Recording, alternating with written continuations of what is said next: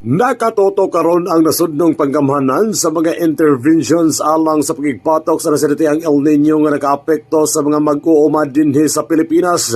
Matod ni Assistant Secretary for Presidential Communication Office Joey Villarama nga planong magbugna ang gobyerno sa water impounding facilities alang sa umaabot nga panginahanglanon. Nagbibigay din po ng drought-resistant na binhi ang ating gobyerno po para po yun ang itanim in place of the inbred variants po na madali pong mamatay kung kulang yung tubig at saka matindi yung init. So ilan lamang po yun sa interventions na ginagawa ng gobyerno para po talaga kahit papano makusyon yung impact ng El Nino sa ating agriculture sector. Pero moving forward, dahil po ang naging epekto po ng matinding init sa ating mga water sources is yung pagkatuyo, moving forward, ang direktiba po ng Pangulo is to come up with more water impounding facilities para po, alam naman po natin sa tuwing tag-ulan, sa tuwing may bagyo, at ngayon may paparating na La Nina, ang dami pong tubig talaga na bumubuhos at nagkukos pa ng pagbabaha sa mga lugar sa Pilipinas. So,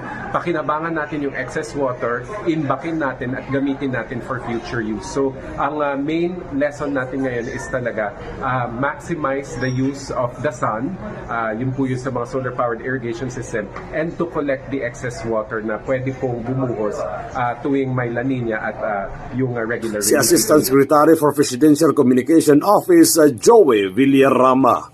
Kini nga detalye sa balita hatod kanato sa DTX 500 ang 100% nga maka-detoxify sa imong panglawas. Kini si Kag-E5 Charlie Pere para sa Kampiyon sa Balita, Serbisyo Publiko Kalingawan sa Nagbayan sa Cagayan de Oro. 89.3 K5 News FM.